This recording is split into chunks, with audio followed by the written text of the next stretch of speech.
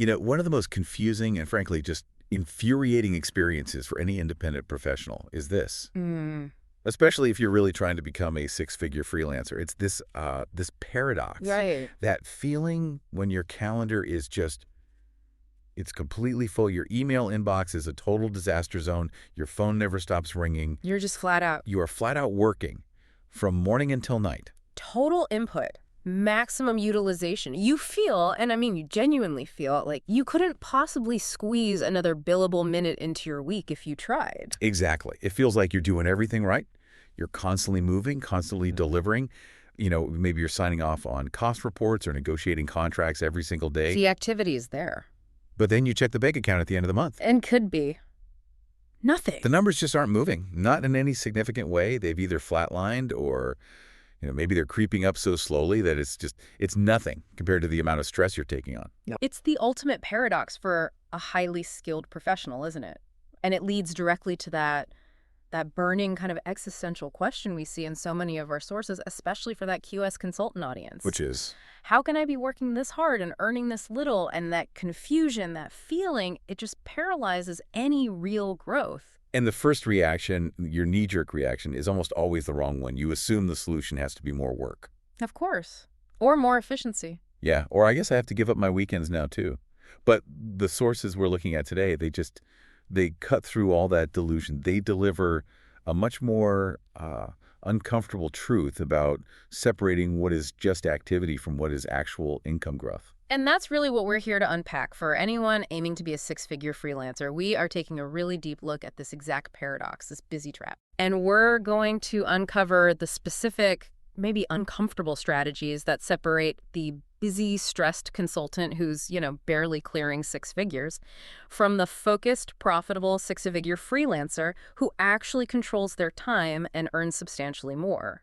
The central idea here is, well, it's pretty blunt, and it hits hard because it challenges decades of, work culture. It really does. Busyness doesn't create growth. Only the right work does. It's it. So we have to figure out exactly what the right work is, and just as importantly, how to ruthlessly eliminate all the low-impact, time-sucking stuff that keeps so many people busy, but, fundamentally broke. It's time to really unpack this, to dismantle that illusion of progress, especially for those in the technical and strategic world of the independent QS consultant. Okay, so let's start with that paradox itself, because it's so powerful on a purely sensory level. Our sources, they highlight those details, right? The week is full, the fun doesn't stop. Yeah. It genuinely feels like you are operating at maximum capacity. You're hitting, 100% billable utilization. And that feeling of being at 100%, it's so deeply validated by corporate culture. We are all trained from day one to equate a full calendar with success. With importance. With drive. For an independent professional, white space in the calendar can feel terrifying. It can feel like failure. So you try to fill it. So you subconsciously seek to fill it. And you'll fill it with anything, really, regardless of the value of what you're filling it with. Right. So the consultant gets trapped in this cycle where they're constantly delivering small, urgent things. Maybe it's, rerunning a dozen boilerplate cost estimates for some low-priority bids. Or answering urgent emails about some minor contract amendment. Yes. Or managing daily crises on site. Yeah. And because they are physically and mentally just drained at the end of the day, that exhaustion, it serves as a kind of mental validation. Yeah, I'm tired, therefore I was productive. Exactly. I must have achieved something significant. It creates what the sources call the illusion of progress. The sheer level of activity tricks you into thinking you're moving forward, when in reality you're just running in place. And critically, you're exhausted. And exhaustion is the enemy of strategy. It fundamentally cripples strategic thinking. You are just too tired to engage in the deep, difficult work of changing your system. If you're too tired to sit down and figure out a better pricing model, for instance, or define a clearer, more profitable, high-value offer. You can't. You just default to doing the next urgent, easy-to-grab thing that lands on your plate. And that next urgent thing is almost always low value. It has to be. It's a self-perpetuating, vicious circle. It's fueled by adrenaline and this really deep-seated delusion that being tired equals being profitable. So if we look at the core analysis here, and this is that uncomfortable truth the sources really insist upon, If your income isn't rising despite a full calendar, You don't need more hours. you don't need more hours. You've already maxed them out. You need a fundamental, almost surgical shift in your You strategy. need a filter. You need a filter that's powerful enough to block 80% of the work that's coming your way. So you need to stop asking, how can I squeeze in a review of this preliminary tender document at 9 p.m.? And you have to start asking, which client relationships or service offerings should I just delete forever because they block any chance of high-value work? That is a much harder question to ask. Okay, so let's get really specific here. Using the language of our, QS consultant audience, our sources give us a really detailed breakdown of the exact low-value activities that just consume time without driving any real income growth. The kind of growth you need for six-figure freelancing. Right. These are the time stealers. Yeah. And they are often masquerading as essential project work. They fill up the So diary. they fill the diary unintentionally, creating this, visual evidence of a productive schedule, but all the while they're silently draining your resources. And the first one, and it's probably the most destructive, is simply low-fee jobs. Taking work that doesn't respect your true rate, your aspirational rate, and the immediate impact is it's catastrophic. And it goes way beyond just the simple low margin on that one job. It does. Let's make it concrete. Imagine your aspirational rate, based on your deep expertise in, say, complex contract claims, is $2,500 a day. Okay. But to fill a gap during a slow week, you take on 3 days of basic standardized cost report auditing for a client who will only pay you $600 a day. So you've made $1,800. It feels better than zero. It feels better than zero, but that $1,800 job is blocking your capacity. It takes 3 full days, 24 hours of your time that are now completely unavailable for the strategic $10,000 project that requires deep, focused, analytical thought. So the opportunity cost is massive. It's not just about the immediate low margin. It's about the opportunity cost they introduce by consuming your single most valuable resource, your focused time. And when you drop below your minimum profitable threshold, you're also sending a signal to the market. A very clear signal. You're signaling that your time is easily accessible and cheap. You're actually conditioning your clients to expect low rates from you in the future. And the tragedy here is so often psychological, isn't it? The consultant thinks, well, I better take this low-fee work, just in case nothing better comes along. But by taking They it, guarantee it. They guarantee they have no time or mental energy left when that high-fee strategic opportunity does knock on the door. Okay, moving on. The source also mentions one-off documents. Now, in the QS world, this might seem harmless, a quick feasibility report, a single risk analysis. Or reviewing one specific clause in a subcontract seems easy enough. But let's actually analyze the time inefficiency there. Okay. A one-off document requires all the same administrative overhead as a long-term contract. You still have to do the discovery meeting, you have to define the scope, you have to do the formal invoicing, the contract review. All the follow-up, the client communication, the ratio of your administrative effort to the revenue you actually generate is. It's abysmal. You might spend 40% of your time on overhead for a single day's fee. Whereas the high-value strategic work, that's built on retainers or long-term engagement. Totally different model. In that case, the initial painstaking discovery phase, it benefits 6 or 12 or even 18 months of continuous engagement. You define the client's core issues, ones like the systemic flaws in their procurement process, for example, and then you deliver solutions for that defined problem set over a very long period. Which radically improves your efficiency. And your profitability ratio. It's a completely different business. Okay, then we have firefighting tasks. I think anyone who has ever worked anywhere near the construction or engineering world knows this one intimately. Oh, yeah. It's the reactive nature of just putting out urgent blazes all day. Firefighting means you're running toward the immediate painful emergency, not toward your long-term strategic goal. And that prevents any proactive planning. So if you spend your entire Tuesday putting out a client's internal communication fire about a contractor payment dispute, You've just lost the time you needed, the time you had scheduled to design the scalable growth strategy for your own consulting business, or the time to secure that future strategic client who pays top dollar for your actual expertise. and it often involves urgent but unpaid translation of information. A client calls you in a panic because their internal team missed a critical deadline, and they need you to rush in and translate their technical documents for the senior partners. And it feels important because it's urgent, Exactly. but it's fundamentally non-strategic, and it's probably non-billable at a premium rate. The high-value consultants are almost entirely proactive. The low-value consultants are primarily reactive. They are problem solvers, not fire extinguishers. Okay, and here's a really subtle one, a really insidious danger that the sources point out. Quick reviews that steal half a day. Oh, that word quick. The word quick is maybe the most expensive word in the consultant's vocabulary. And you know this feeling, if you're listening. A client asks for a quick review of their tender documents, or just 5 minutes of your time, to look at some contractual loophole. It always expands. It never stays quick. Inevitably. That's because to provide genuine expert insight, you can't just glance at it. You have to understand it. So you spend 30 minutes just getting the context on the project history.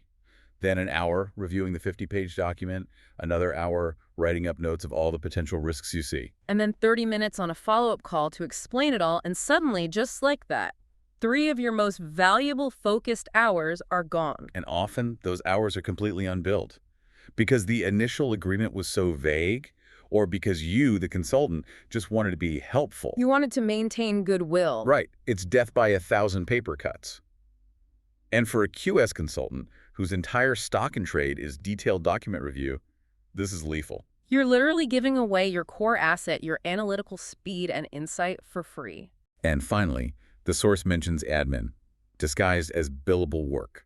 This is how internal tasks, or necessary but non-strategic activities, creep into your most valuable working hours. This isn't just about sending invoices. What else could it be?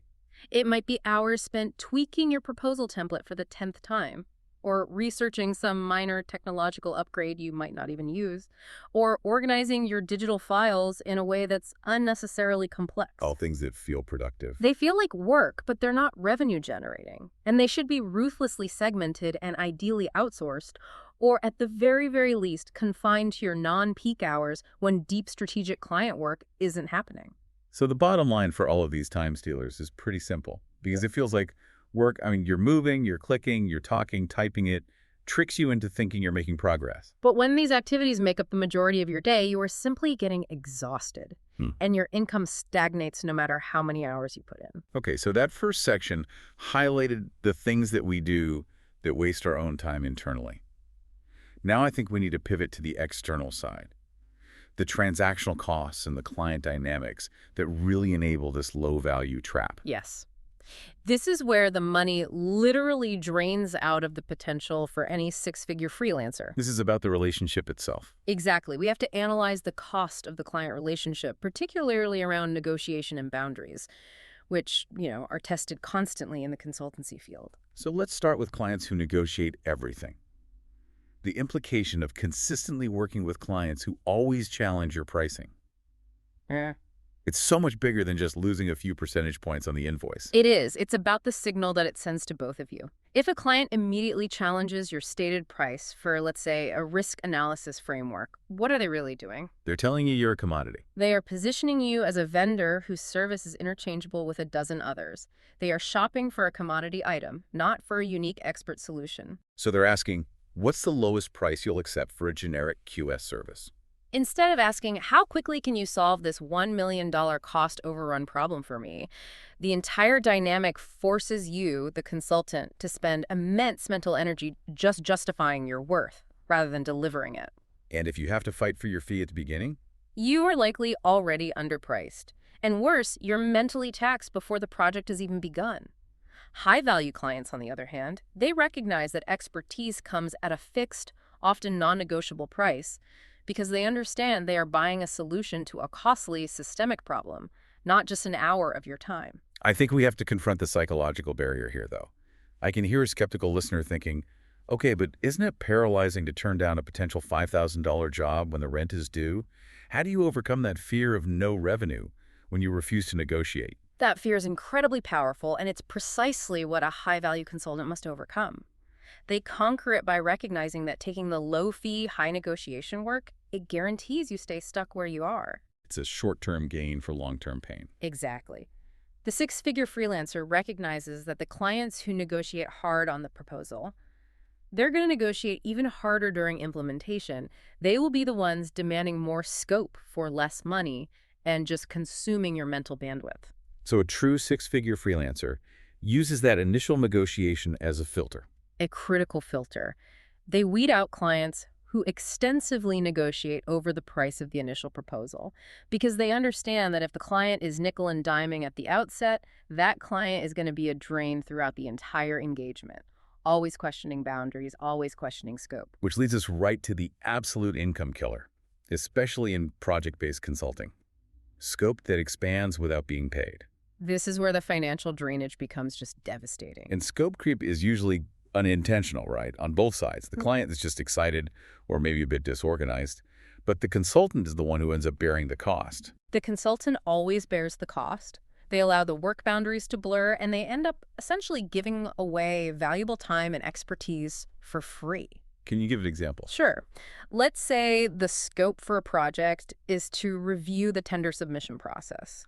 But then the client suddenly starts asking you to also draft the internal communication plan for the new process. Or provide supplementary training materials that were never in the original budget. Exactly. And the consultant rationalizes it. They think, oh, I'll just quickly add this extra analysis, or it's only 2 extra slides on the presentation. I won't bill for that. And the motivation is almost always fear. It's always fear. Fear of appearing difficult, fear of triggering a formal change request, or fear of damaging the client relationship. But all that goodwill, it just bankrupts your calendar and your bank account. Think about it. If you give away 15% of your time on every single project through unbilled scope creep, you have instantly reduced your effective hourly rate by 15%. Instantly. And you still have to deliver that free work. You still have to deliver it.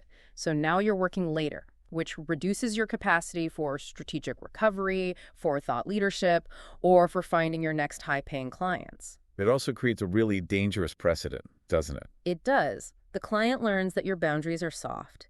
They learn that your stated scope is merely a suggestion, so they expect the extra work for free on the next engagement, and you're forced into an even more difficult, more awkward negotiation later on.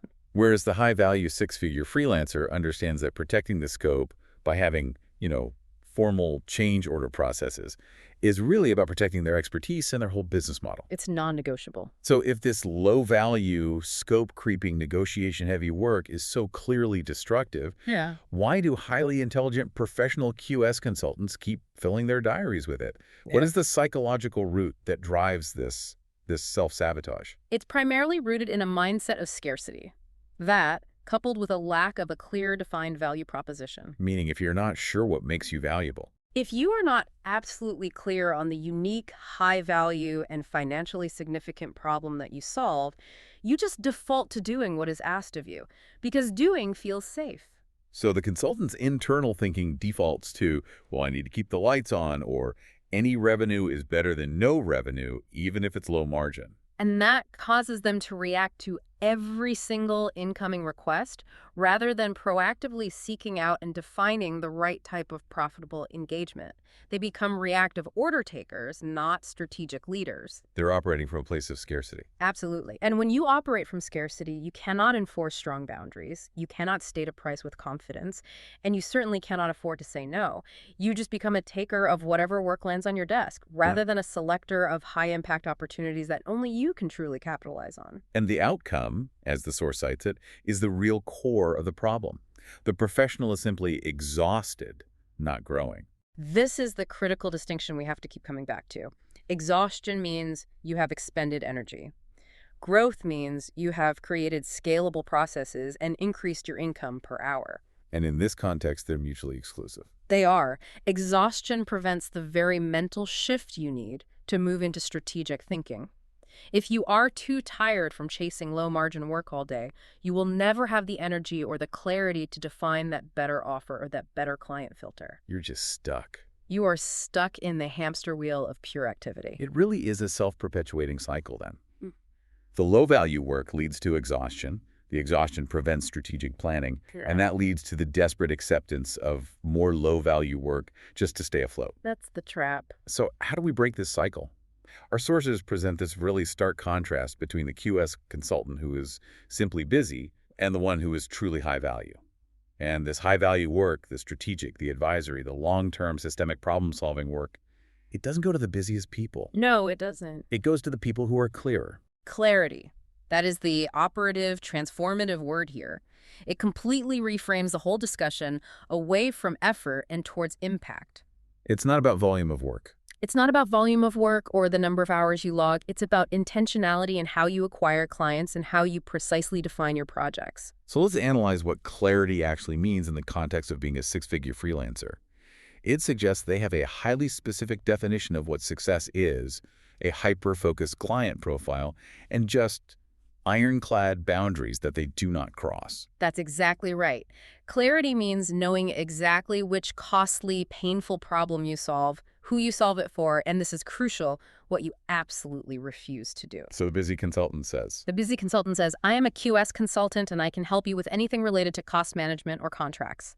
They're a general utility provider. But the high-value six-figure freelancer says something very different. The high-value freelancer says, I am the global expert in implementing predictive cost modeling to de-risk complex infrastructure tenders in the $500 million to $1 billion range for private equity firms. The specificity is just. It's magnetic to the right client. It's magnetic to high-fee clients who desperately need that exact solution and are willing to pay a massive premium to mitigate their massive risk. The specialist who says no to 90% of the market attracts the 10% who are ready to pay significantly more for that targeted expertise. So clarity creates scarcity. And scarcity drives value. So our sources, they identify 5 specific non-negotiable behaviors that successful six-figure freelancers adopt to consistently win this high-value work. Yes, and these behaviors are the practical daily manifestation of that strategic clarity we're talking about. Okay, let's break down each one. I want to explore why it leads to profitability and being positioned as a real expert, not just another contractor. Okay, first, they define their offer. This is all about the power of specificity and packaging your services. They move away from generic skill sets like I do tender analysis to defined, packaged, outcome-focused solutions. They're selling the transformation, not the input. Exactly. It's that critical shift from offering your time to offering a transformation. If you define your offer, you stop being a generalist who responds to broad RFPs, and you start being the recognized specialist that clients seek out because you have already pre-solved a massive, expensive problem for them. And this allows you to charge premium fixed rates. Because you're not selling hours anymore, you are selling the elimination of financial pain or the accelerated realization of profit. The offer isn't the report. The offer is the guaranteed mitigation of a key contractual risk point. That makes sense. Okay, what's the second behavior? Second, they set boundaries. This is the practical protection against scope creep and uncontrolled availability. Boundaries are really the physical manifestation of clarity and self-respect. If you set clear boundaries, I only communicate during these specific hours, this is precisely what the project includes. Any additions require a formal change order. You're communicating professionalism, you're communicating control, and you demand respect. The high-value consultant controls the engagement rather than letting the client's panic control them. And that alone inherently saves untold hours that would otherwise be spent dealing with small, unbilled interruptions and vague requests. Third, they press with confidence. And this is intrinsically linked to the first 2 points. The connection between having clear boundaries, having a defined offer, and the ability to state your price without hesitation or apology.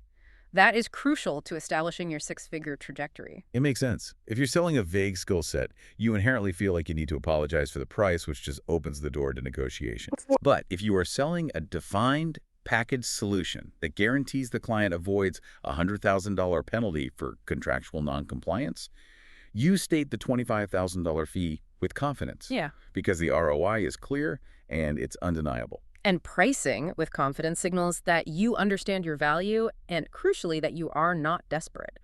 This automatically filters out those clients who negotiate everything because they don't see the value of the solution in the first place. Okay, number 4. Fourth, they position themselves as experts. And this isn't just achieved through glossy marketing materials. It's through behavioral consistency and strategic filtration. This raises a really challenging question for anyone listening, though. How does saying no actually enhance your positioning? Most people fear that saying no will make them look unavailable or difficult. The opposite is true. Saying no implies exclusivity and high demand. If you are always available and you always say yes to every random request, especially the low-fee ones, you appear cheap and easy to But access. if you're highly selective, If you're highly selective and you occasionally say no to misaligned work, you signal that your time is highly constrained, highly focused, and therefore highly valuable. You want your clients to feel that they are lucky to secure time with you, the specialist, not that they are simply hiring another contractor. it's just applied scarcity economics. Hmm? By saying no to low-value work, like a rush job for a new client who hasn't even defined their problem, you protect your expertise and you ensure your calendar is reserved only for tasks that reinforce your expert positioning and deliver high fees. Which flows directly into the fifth and maybe the most difficult behavior of all. They say no more than they say yes. This is the ultimate non-negotiable filter. If you say yes to every single incoming request, your calendar will be filled with low-fee, high-maintenance work that just consumes all of your strategic energy. The six-figure freelancer uses no as a strategic weapon. They use it to clear the runway for what really matters. So every no to a distracting low-margin It's project like a routine contract review for a client who won't invest in automation. is an emphatic yes to having capacity for high-value strategic work, for thought leadership, and for business development that truly compounds your income over time. They realize their primary job is not to execute tasks. Their primary job is to be a strategic gatekeeper of their own time and their own expertise. So we've identified the busy trap. We've established the mindset shift toward clarity and scarcity. Now, the sources make it really clear that the transition from being busy and stressed to focused and profitable, that's where the business truly flips. And this transition, it's not passive. It requires specific, actionable restructuring of your business model. It requires deep, intentional restructuring.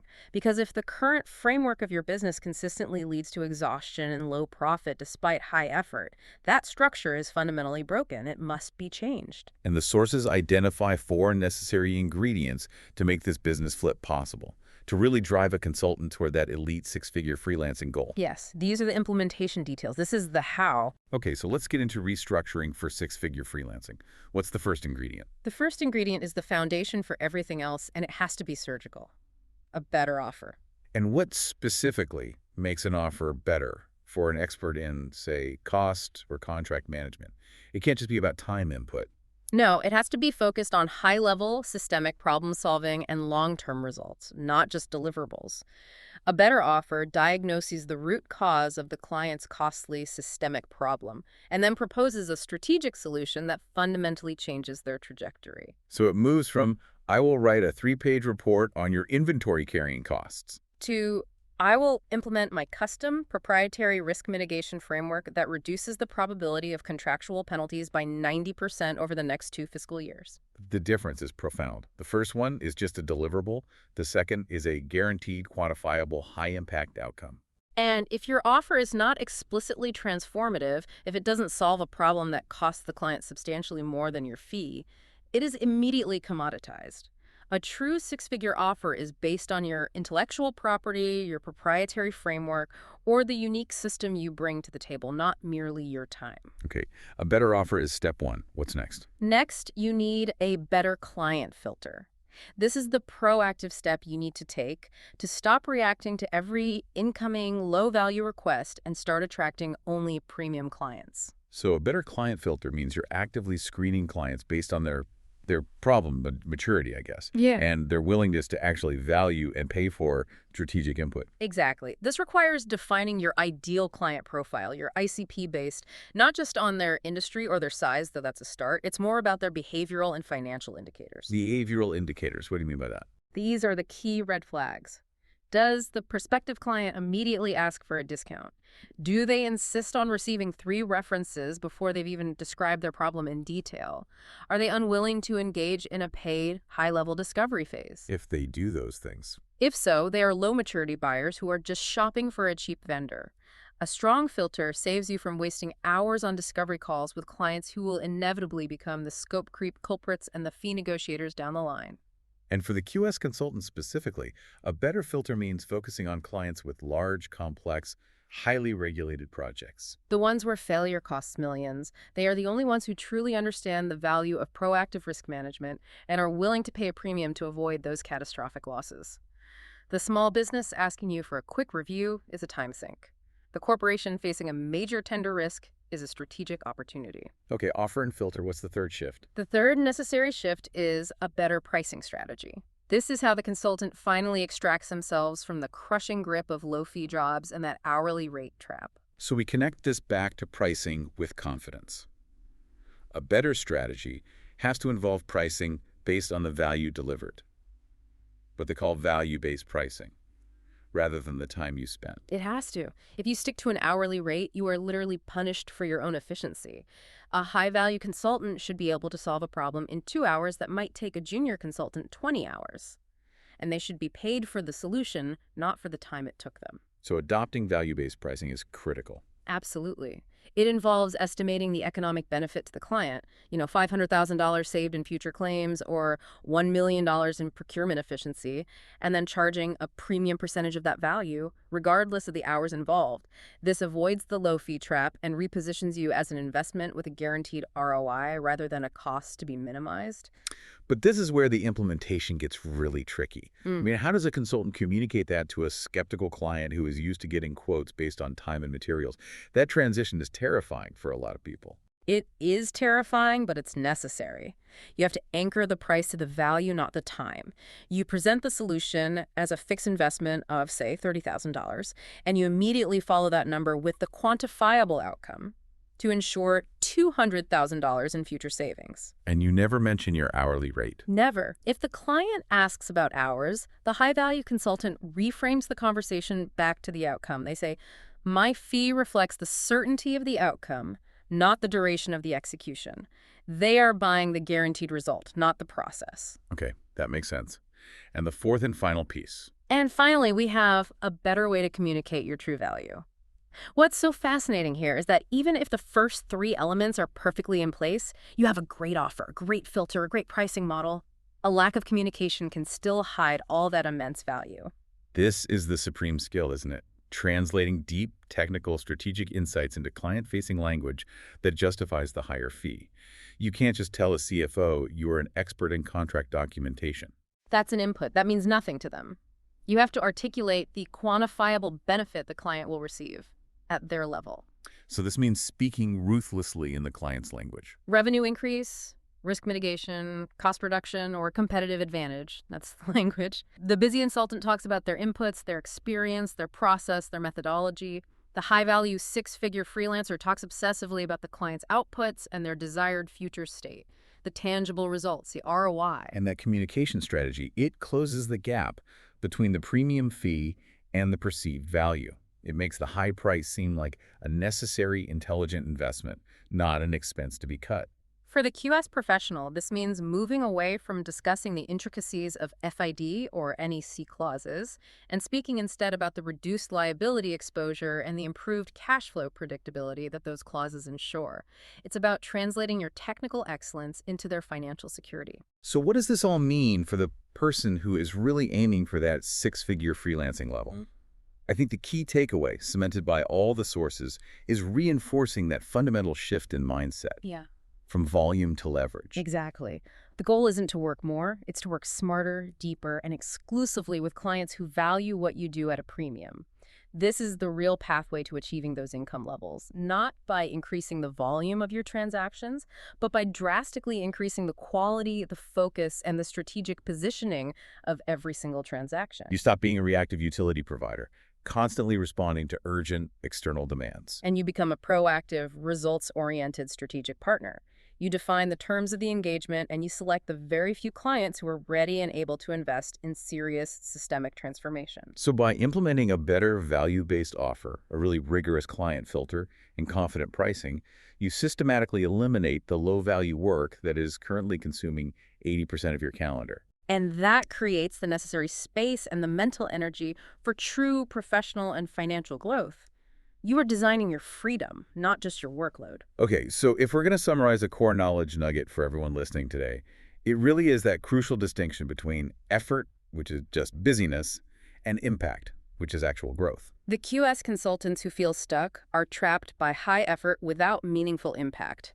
They are doing many, many things, but very few of them are actually moving the financial needle. And we stress the necessity of having that internal clarity first, your boundaries, your competent pricing, a highly defined offer in order to attract external value, that strategic high-fee work. It's all about designing your business to attract the complex, costly problems that only premium clients have, and then refusing to solve the minor, generalized problems that anyone can solve cheaply. And if we connect this to the bigger picture, this isn't just about making more money, it's about regaining ultimate control of your time and your professional narrative. It's about directing your finite energy only towards solutions that truly move the needle, both for you and for your clients. And that control, that focus, and that strategic capacity, that is the ultimate reward of becoming a highly successful six-figure freelancer. It fundamentally changes your entire quality of life. Yeah. Now let's leave you with a final thought, a challenge based directly on the source material we analyzed today. Okay. Take a hard look at your calendar this week. I mean, a really hard look. And identify the one task that feels most urgent.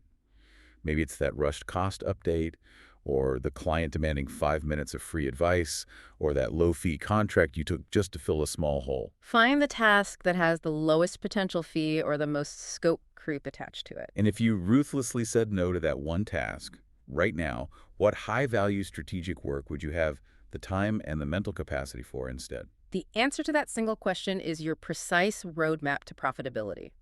It's the blueprint for achieving your potential as a successful six-figure freelancer.